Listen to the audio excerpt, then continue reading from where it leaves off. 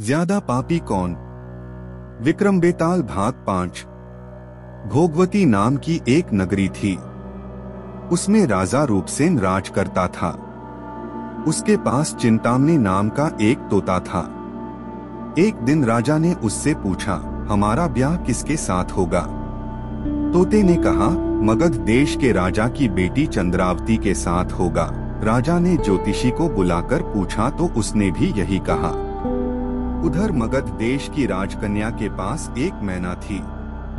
उसका नाम था मदन मंजरी। एक दिन राजकन्या ने उससे पूछा कि मेरा विवाह किसके साथ होगा, तो उसने कह दिया कि भोगवती नगर के राजा रूपसेन के साथ। इसके बाद दोनों को विवाह हो गया। रानी के साथ उसकी मैना भी आ गई। राजा रानी ने तोता मैना का ब्याह करके उन्हें एक पिंजड़े में रख दिया। एक दिन की बात की तोता मैना में बहस हो गई। मैना ने कहा, आदमी बड़ा पापी, दगाबाज और अधर्मी होता है। तोते ने कहा, स्त्री झूठी, लालची और हत्यारी होती है। दोनों का झगड़ा बढ़ गया तो राजा ने कहा, क्या बात है, तुम आपस में लड़ते क्यों हो? मैना ने कहा, महाराज, मर्द बड़े बुरे होते हैं। इसके बाद मैना ने एक कहानी सुनाई। इलापुर नगर में महाधन नाम का एक सेठ रहता था। विवाह के बहुत दिनों के बाद उसके घर एक लड़का पैदा हुआ। सेठ ने उसका बड़ी अच्छी तरह से लालन पालन किया, पर लड़का बड़ा होकर जुआ खेलने लगा। इस बीच सेठ मर गया। लड़के ने अपना सारा धन जुए में खो दिया। जब पास में कुछ न बचा तो वह नगर छोड़कर चंद्रपुरी नामक नगरी में जा पहुंचा। वहां हेमगुप्त नाम का साहूकार रहता था। उसके पास जाकर उसने अपने पिता का परिचय दिया और कहा कि मैं जहाज लेकर सौदागरी करने गया था।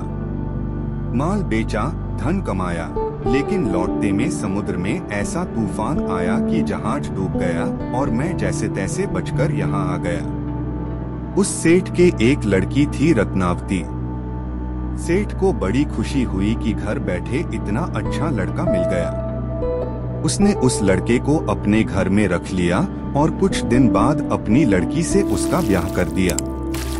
दोनों वहीं रहने लगे। अंत में एक दिन वहां से विदा हुए। सेठ ने बहुत सा धन दिया और एक दासी को उनके साथ भेज दिया। रास्ते में एक जंगल पड़ता था।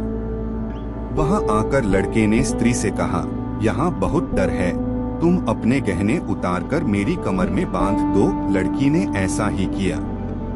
इसके बाद लड़के ने कहारों को धन देकर डोले को वापस करा दिया और दासी को मारकर कुएं में डाल दिया।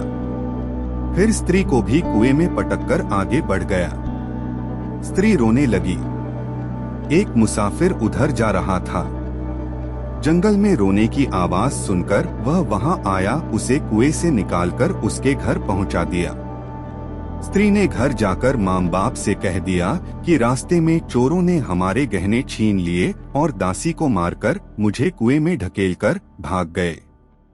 बाप ने उसे ढाढ़स बंधाया और कहा कि तू चिंता मत कर, तेरा स्वामी जीवित होगा और किसी दिन आ जाएगा। उधर वह लड़का जेवर लेकर शहर पहुंचा। उसे तो जुए की लत लगी थी। वह सारे गहने जुए में हार गया। उसकी बुरी हालत हुई तो वह यह बहाना बनाकर कि उसके लड़का हुआ है, फिर अपनी ससुराल चला। वहां पहुंचते ही सबसे पहले उसकी स्त्री मिली। वह बड़ी खुश हुई। उसने पति से कहा, आप कोई चिंता न करें, मैंने यहाँ आकर दूसरी ही बात कही है। जो कहा था वह उसने बता दिया। सेठ अपने जमाई से मिलकर बड़े प्रसन्न हुए और उन्होंने उसे बड़ी अच्छी तरह से घर में रखा। कुछ दिन बाद एक रोज जब वह लड़की गहने पहने सो रही थी, उसने चुपचाप छुरी से उसे मार डाला और उसके गहने लेकर चंपत हो गया। मैना बोली, महाराज, यह सब मैंने अपनी आंखों से देखा। ऐसा पापी होता है आदमी। राजा ने तोते से कहा, अब तुम बताओ कि स्त्री क्यों बुरी होती है? इस पर तोते ने यह कहानी सुनाई। कंचनपुर में सागर दत्त नाम का एक सेठ रहता था। उसके श्रीदत्त नाम का एक लड़का था।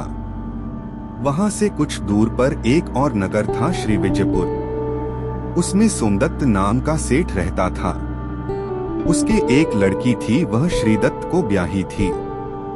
ब्याह के बाद श्रीदत्त व्यापार करने परदेश चला गया।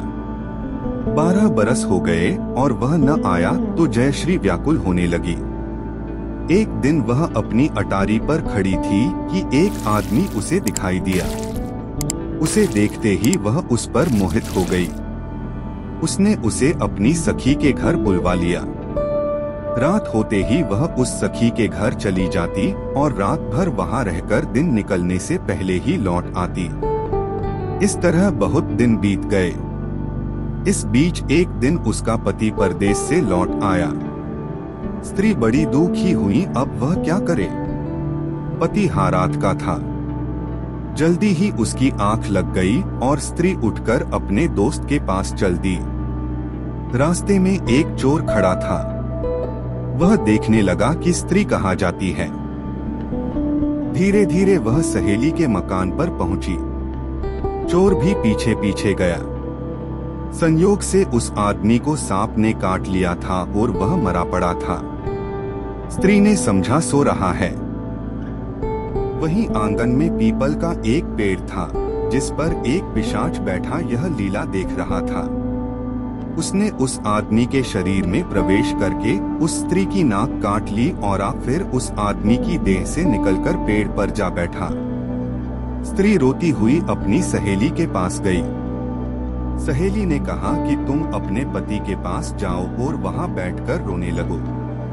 कोई पूछे तो कह देना कि पति ने नाक काट ली है। उसने ऐसा ही किया। उसका रोना सुनकर लोग इकट्ठे हो गए। आदमी जाग उठा। उसे सारा हाल मालूम हुआ तो वह बड़ा दुखी हुआ। लड़की के बाप ने कोतवाल को खबर दे दी। कोतवाल उन सबको राजा के पास ले गया। लड़की की हालत देखकर राजा को बड़ा गुस्सा आया। उसने कहा, इस आदमी को सूली पर लटका दो। वह चोर वहां खड़ा था। जब उसने देखा कि एक बेकसूर आदमी को सूली पर लटकाया जा रहा है तो उसने राजा के सामने जाकर सब हाल सच सच बता दिया। बोला, अगर मेरी बात का विश्वास न हो तो जाकर देख लीजिए, उस आदमी के मुंह में स्त्री की नाक है। राजा ने दिखवाया तो बात सच निकली। इतना कहकर तोता बोला, हे राजा, स्त्रियां ऐसी होती हैं।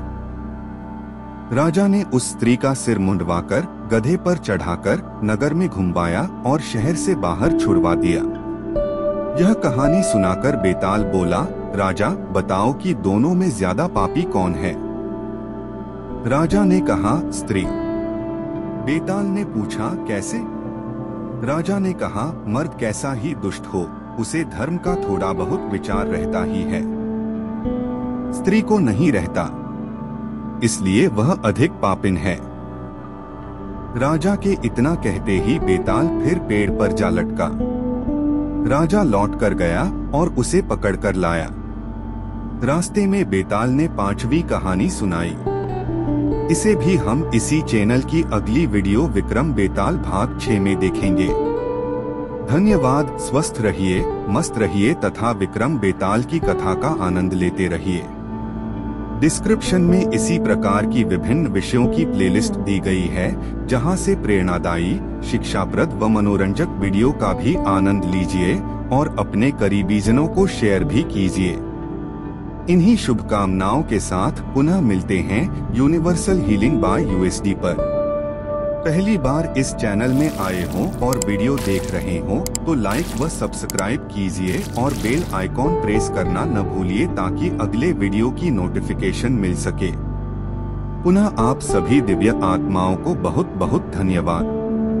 अपना आशीर्वाद बनाए रखें।